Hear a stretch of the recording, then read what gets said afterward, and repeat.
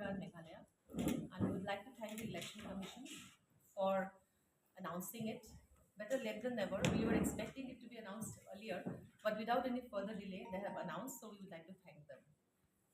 At the same time, we would also like to say that, as you are all aware, the Congress Party has great contributions towards the freedom movement, towards establishing a progressive and modern India. And Congress Party has a great legacy, and each member of the Congress Party, like us, we are all proud to belong to that legacy.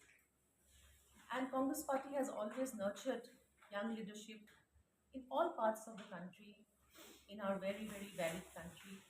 And in Meghalaya too, you have seen that Congress has always given importance to new faces, new leaders, new leadership, and encouraged the youth to come out. In this time, in the Meghalaya elections, you will see very prospect, prospective new faces, young faces who are educated, socially committed in our candidature for the state elections. You may also see a lot of women candidates, right, in the elections. So we are coming out with a fresh look, and very soon you will see the list of candidates. And the people of Meghalaya, I'm sure, will be very much happy to see this new list of candidates. While talking about this, I would also like to mention here about the change that people want now. People have seen the Congress government, which had ruled here for last 10 years, and they have now seen the NPP, the BJP government, and you can make the comparison. But the most important thing that strikes the mind is this corruption that is happening in the MDA government. In fact, I would like to mention here that the BJP president, Mr. Ernest Maury, had himself made a press statement, had himself done a press conference, calling the MDA government foul, calling the NPP government foul, calling them the most corrupt government. So you can imagine that if the ally himself says that his government is corrupt, but at the same time, with all due respect to Mr. Ernest Maury, he very earnestly had the press meet, but he did not take any action with all earnestness. So you can imagine his good intentions in saying that. So in one hand, you see that the BJP talks about, the state leadership talks about the NPP being corrupt, the NDA government being corrupt, but at the same time, they don't do anything about it. There's a whole list of scams going on.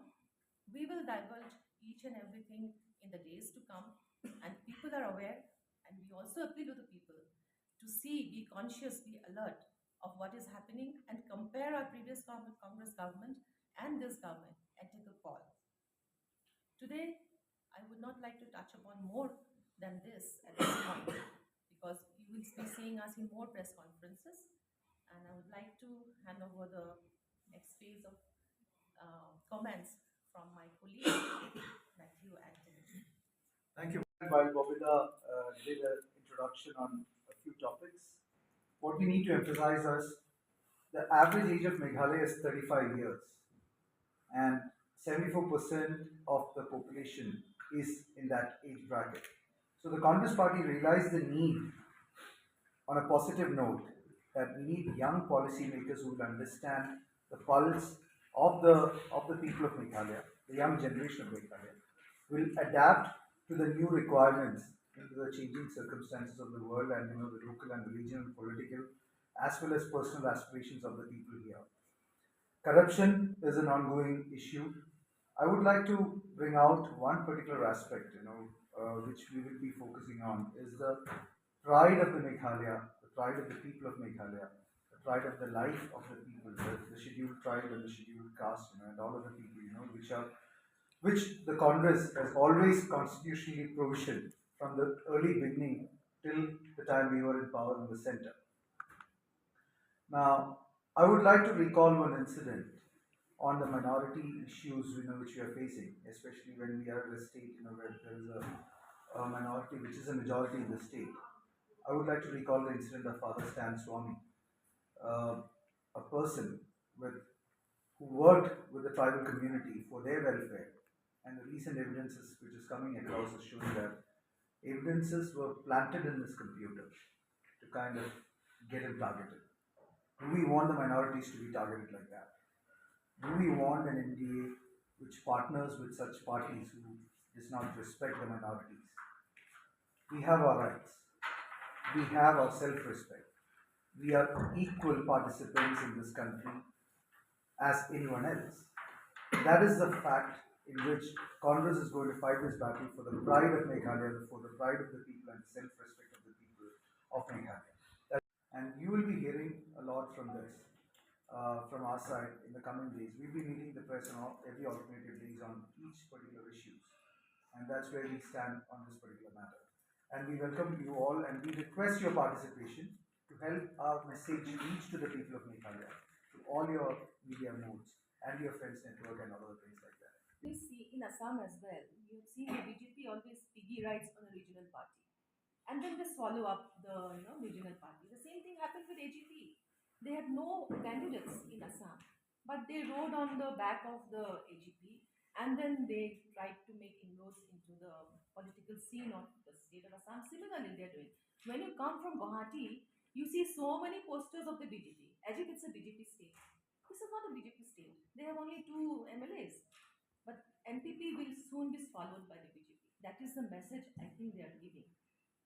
And that is why they are pulling out, because they have their own interests in hand. They have their vested interest in staying in the government because corruption is not just done by one alliance partner. Can you please write in an alliance? Because when you're a participant there, you're an equal partner there. So you have your interest, you have your returns coming in from that one. The looting is shared, so that's why they are staying in. It is a question which has an answer in itself. Why they stay in the government? There were three states going to polls recently. You have seen in Delhi, Gujarat, and Himachal. Where did the BJP win? They won one state. AAP won one state. Congress won one state. So we are all equal at the national scene as well. It's not that people have rejected us. They have not. So he should have his, data intact before commenting. And as far as I'm aware, Mola is a constituency with 90% Christian population, isn't it? And he is from, at the moment, what is the BJP doing? The BJP is attacking the personal beliefs of the people of the country. You have seen the attack on the church here in Meghalaya. It happened in Tura.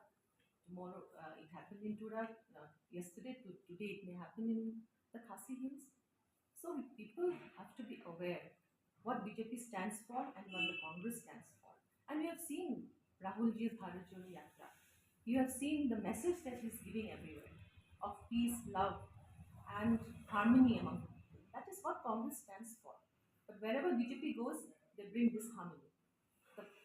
The government's job is not to create dissent, not to create hatred, but that is what the BJP is doing. That people should be aware. I would like to add upon what you're saying, because this question comes to us that Congress is where Congress is like, as if like the question is coming that before 2014 India never existed. The whole of India was there even before 2014 also. This is a marketing story of BJP that Congress is non-existent. If you really look at it, Congress has put the entire country together. Look at this room itself. If we have to put a consensus amongst this many number of people, we have to do it at a pace in which it doesn't bring conflict amongst you. So Congress has understood an India which was so fractionalized. We put a country together. We made it like this till 2014. Yes, we lost elections, but Argentina lost World Cup and they fought back after 36 years. And they still remain in the game. So we are here for the people. It's not that we are only for the power. We give the best. Sometimes people like it, sometimes people might not like it. But we will not compromise on our principles, which is basically to unite the people and put the people together. Where there is dissent, there is dissent. We can't kind of take away the dissent with an absolute majority. That's why Congress exists. That is what the ethology of Congress is, and Congress is fighting for it. If People like us, who has got offers from BJP, is not moving into BJP because we believe in the fundamental principles of the Congress, which puts the country together, which puts the interests of the country, its people, its regional ethos, everything together. So we need that message to go to the people that Congress is not to be written off. It is a marketing messaging that goes that India is only after 2014. Who brought IAM to Meghalaya? Who brought the NID, National Institute of Design, to Meghalaya? Was it the BJP? It was the Congress. Who So gave statehood? yeah, who got the statehood? So what are we talking about? We are talking about a fiction, an imagination of a BJP doing everything for this country after 2040. Then the country is an infant in that case. We are not. We're going to celebrate our 150th year of independence in sometime soon. That's what we have to say about it. You have asked the people of Meghalaya to compare Minorities or ethnic languages, culture. Who gave the sixth schedule? It is the Congress. They are talking about the IPL, but the IPL is still sitting in the center. Why have they not done anything about it? We have also welcomed the IPL, but we also want that the sixth schedule should also be stay there. But they are still, double-faced about it.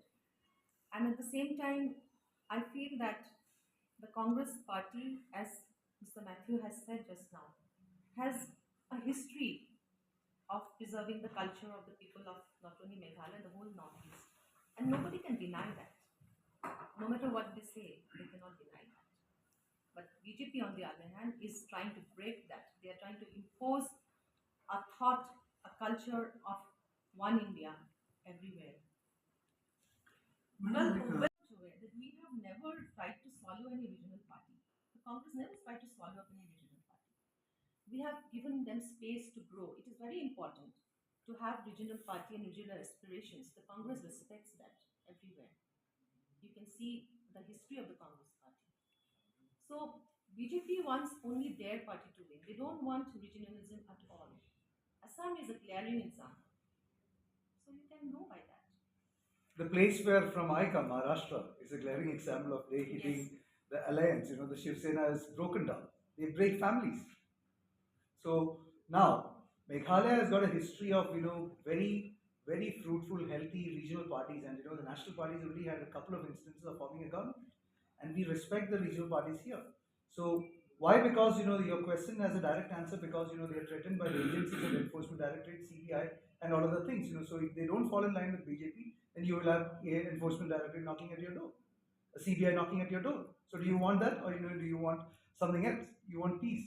So that is the reason. So Congress always, the reason why Congress looks weak is because we give respect to other people's mind freedom. We don't oppress their mind, or we don't suppress their mind with the power in our hand whenever we had the power also. Yes, sometimes something might have gone as a judgmental error, but that's not the case with BJP. They brazenly use the power to oppress people to toe their line. That's why it is. The regional parties or anybody else who's aligning with BJP, it's not because of love, it's because of fear. And Congress speaks the language of love. That's where we are. Yes, you had a question, madam. Yeah. Place where we are staying also, we found it very clean. So I think our president also believes that keeping the city clean is very important, rather than facing it with so much of posters and making it a little difficult for the people of Meghalaya to see in terms of that. But definitely you will see more visibility. We'll be very visible in the social media. We'll be very visible in the external space also. But our message is very strong that we are giving opportunity, and our convictions are very strong that we want the pride of Meghalaya, the people's self-respect to be protected in Meghalaya. That will be our message coming to you. But The candidates' names are announced, and they have filed the nominations. so they are also going house to house. So they are doing work in the grassroots level. That's what most important as far as I'm aware. But that kind of visibility that is required will also be there. But at the moment, most of the candidates are doing their groundwork, and they are very rooted to the grassroots as well. Their names have been recommended from the blocks, so you can understand the importance of the candidates as well. You've So given There. They have crippled the Shiv Sena. They have broken them to two. Okay, they have crippled AIADMK in Tamil Nadu. They broke them to two. You look at you look at the antecedents. If you're looking at to go into an employer, new employer, or you're looking into something, you look into the antecedents of the people. Look at the antecedents. We don't have to speak. They speak for themselves about how they destroy democracy by practicing unethical practices all across. For them, it's only absolute power with lies, fake promises. Have you ever taken time when the media questions Congress on our failures? Have you ever taken time to compare the failures of the promises made by BJP before the election and what they have delivered after the election? None of the places they have delivered. Do you have the courage to ask the questions to them? Because then you will be threatened. You'll be scared to ask that one. So have the courage to ask the BJP whether they have fulfilled the promises which they have made anywhere else in the country. They make fake promises. Look at the false promise made for the Ganga vessel, the boat. 55 lakhs the tickets were sold, and they don't even have done the basic analysis of the water's depth. In 3 days' time, it was stuck. And